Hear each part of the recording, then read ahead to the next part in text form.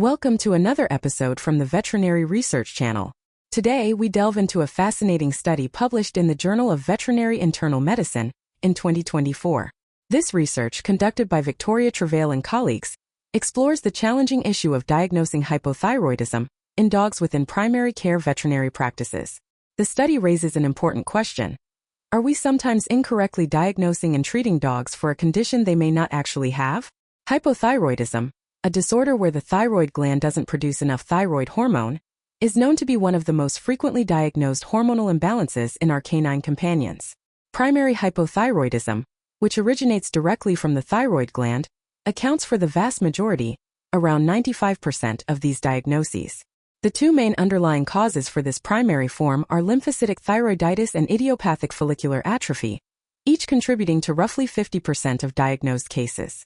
It's common for general practice veterinarians to diagnose hypothyroidism, and once a diagnosis is made, dogs typically begin a lifelong treatment with a medication called levothyroxine, which replaces the missing thyroid hormone. While these tests are widely used, it's important to understand that they have limitations in terms of how accurately they can identify or rule out hypothyroidism. For instance, the sensitivity of total thyroxine tests, meaning how well they can correctly identify dogs with the condition, ranges from 89 to 100%. Their specificity, which is how well they can correctly identify dogs without the condition, ranges from 73 to 82%. Similarly, thyroid-stimulating hormone and free thyroxine tests have their own ranges of sensitivity and specificity. Adding to the complexity, the clinical signs of primary hypothyroidism can be quite vague and nonspecific. Often, the signs that lead owners to bring their dogs to the veterinarian are related to skin problems or metabolic changes. Because there isn't one single definitive clinical sign that screams hypothyroidism, it's crucial to always consider the possibility that a non-thyroidal illness could be the real reason behind the dog's symptoms. Given the absence of a universally accessible and perfect diagnostic test, and considering the inherent limitations of the commonly used blood tests, this study emphasizes that thyroid function testing should ideally only be performed in dogs that show other signs suggestive of the disease. These signs might include compatible changes seen on routine blood work, and importantly, after carefully considering whether any other health issues could be influencing the results. To make the most of any thyroid test, and to increase the confidence in both positive and negative results, it's best practice to only test dogs where there's a genuine, pre-existing suspicion of hypothyroidism. Notably, the actual prevalence of primary hypothyroidism within the general dog population remains uncertain, and this uncertainty contributes to the concern that healthy dogs might be incorrectly diagnosed with the condition. Therefore, the central aim of this study was to evaluate what percentage of dogs diagnosed with and treated for primary hypothyroidism in general veterinary practices are actually likely to have the condition and truly need lifelong levothyroxine supplementation. The researchers hypothesized that a significant number of dogs might be receiving an incorrect diagnosis of hypothyroidism, and, as a result, are being unnecessarily treated with levothyroxine. To investigate this, the researchers looked back at the medical records of 102 client-owned dogs from 7 primary care veterinary practices in the United Kingdom. These dogs had all been diagnosed with hypothyroidism and were being treated with levothyroxine between January 2016 and August 2021. The researchers made sure to include dogs regardless of how the diagnosis was originally made or the level of certainty the initial veterinarian had. However, they excluded cases where important diagnostic information available at the time of diagnosis was no longer accessible for the study. The researchers collected a wide range of data for each dog, including their breed, sex, neuter status, age at diagnosis, complete relevant clinical notes, routine blood work results from around the time of diagnosis, the results of any thyroid function tests performed, the specific methods used for those thyroid tests, any concurrent illnesses the dog had, and any medications the dog was receiving in the 4 weeks leading up to the thyroid testing. They also noted whether the veterinarian specifically requested the total thyroxine test, or if it was simply included as part of a routine blood panel. The core of the study involved having 3 experts, all of whom were board-certified specialists in veterinary internal medicine, independently review all the collected data for each of the 102 dogs. These specialists were not aware of each other's assessments and assigned one of 4 clinical categories to each case: confirmed or very likely hypothyroid, hypothyroidism suspected but not confirmed, hypothyroidism considered unlikely, and no reason to suspect hypothyroidism, or thyroid function testing not considered indicated. The specialists also provided their opinion on whether or not levothyroxine supplementation was appropriate for each dog. For easier analysis, the 4 clinical categories were later grouped into 2: hypothyroidism suspected or confirmed, and hypothyroidism unlikely or not suspected. The researchers then looked at the agreement among the 3 specialists regarding the need for levothyroxine. If at least 2 of the 3 specialists agreed on whether or not a dog needed supplementation, that was considered the consensus opinion for that case.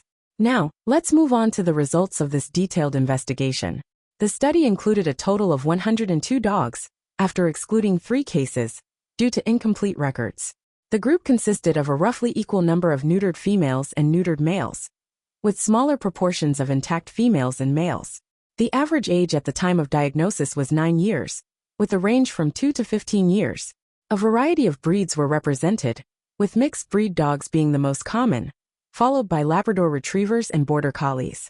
Regarding the thyroid function tests themselves, total thyroxine levels were measured in all 102 dogs. In the majority of cases, 89.2%, these levels were below the reference range, while in 10.8% of cases, they were within the normal range. Total thyroxine was measured at an external commercial laboratory in 76.5% of cases, and using an in-house machine in 23.5% of cases. Interestingly, the 3 specialists differed in their opinions on whether levothyroxine supplementation was indicated, based on where the total thyroxine was measured. When total thyroxine was measured by an external laboratory, Specialist 1, Specialist 2, and Specialist 3 considered levothyroxine not indicated in 56%, 47%, and 40% of cases respectively. However, when an in-house machine was used, these percentages increased, with Specialist 1, Specialist 2, and Specialist 3 considering supplementation not indicated in 67%, 71%, and 63% of cases respectively. Statistical analysis revealed a significant association between the type of laboratory service used and whether levothyroxine supplementation was deemed necessary by Specialist 2 and Specialist 3, but not by Specialist 1. Specialists 2 and 3 were more likely to consider levothyroxine unnecessary when an in-house machine was used, a finding that aligned with the overall consensus. The study also looked at whether the total thyroxine test was specifically requested by the veterinarian, or if it was part of a routine blood panel. In 71.6% of cases, the total thyroxine measurement was specifically requested or hypothyroidism was mentioned as a possible diagnosis. In these cases, Specialist 1, Specialist 2, and Specialist 3 considered levothyroxine not indicated in 55%, 45%, and 42% of cases respectively. In contrast, when the total thyroxine measurement was included as part of routine testing without a specific suspicion of hypothyroidism, Specialist 1, Specialist 2, and Specialist 3 considered levothyroxine not indicated in 69%, 72%, and 52% of these cases respectively. Again, Specialist 2 showed a statistically significant association, considering levothyroxine less necessary when the total thyroxine test was not specifically requested or hypothyroidism wasn't initially suspected. Other thyroid function tests were also performed in some of the dogs. Thyroid-stimulating hormone levels were measured in 85.3% of the dogs. Of these, 76% had thyroid-stimulating hormone levels above the reference range, while 24% were within the normal range. Free thyroxine was measured in 25% of the dogs, with 52% of these measurements performed using a more accurate technique called equilibrium dialysis. The results of free thyroxine measurements varied depending on the method used, but overall, a significant portion showed levels below the reference range. Tests for antithyroglobulin autoantibodies, which can sometimes be present in dogs with thyroid disease, were performed in 10.8% of the dogs, with 3 cases being positive and 8 negative. Interestingly, there was no statistically significant association found between whether levothyroxine supplementation was indicated by any of the specialists or the consensus opinion, and whether a complete thyroid profile, including total thyroxine, thyroid-stimulating hormone, and free thyroxine had been performed. When the researchers examined the agreement among the 3 specialists, they found that the level of agreement on the initial clinical assessments was poor to moderate. However, when the assessments were simplified into just 2 categories, hypothyroidism suspected or confirmed versus unlikely or not suspected, there was consensus among all 3 specialists in 37% of cases for suspected or confirmed hypothyroidism, and in 18% of cases for the likely absence of the condition. Specialists 2 and 3 showed more similarity in their clinical assessments compared to Specialist 1. Looking at the individual specialist recommendations for levothyroxine supplementation, Specialist 1 considered it not indicated in 58.8% of cases, Specialist 2 in 52.9%, and Specialist 3 in 45.1%. The reasons for not recommending supplementation varied, but a common thread was a perceived lack of clinical signs and other blood work abnormalities consistent with hypothyroidism. Concurrent illnesses, medications known to potentially interfere with thyroid function tests, and in a few cases, breed-related variations in thyroid hormone levels were also cited as reasons for questioning the need for levothyroxine. In a substantial portion of cases, the specialist simply felt there wasn't enough clinical evidence to support a diagnosis of hypothyroidism. Regarding the overall agreement on whether levothyroxine supplementation was indicated, the agreement among the three specialists was again poor to moderate. They all agreed in 65.7% of cases, with 54% of these agreements being that supplementation was not needed and 46% agreeing that it was indicated. In the remaining 34.3% of cases, 2 out of the 3 specialists agreed on the need for or lack of need for levothyroxine.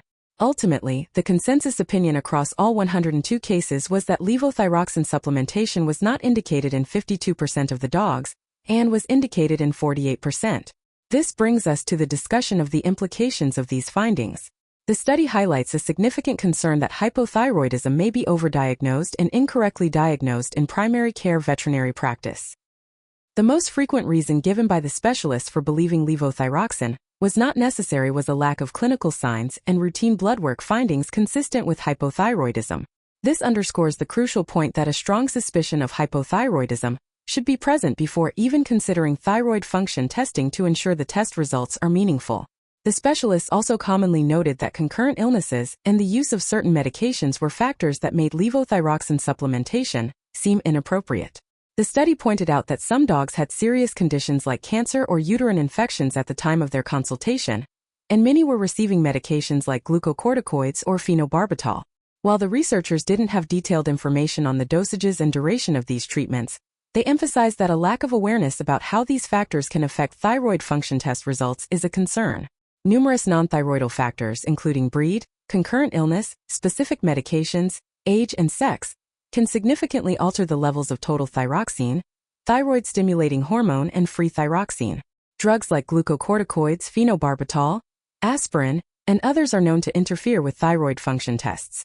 For example, phenobarbital can decrease total thyroxine and increase thyroid-stimulating hormone, while prednisolone can lower total thyroxine and free thyroxine levels. Some medications, like sulfonamides, can even induce reversible hypothyroidism.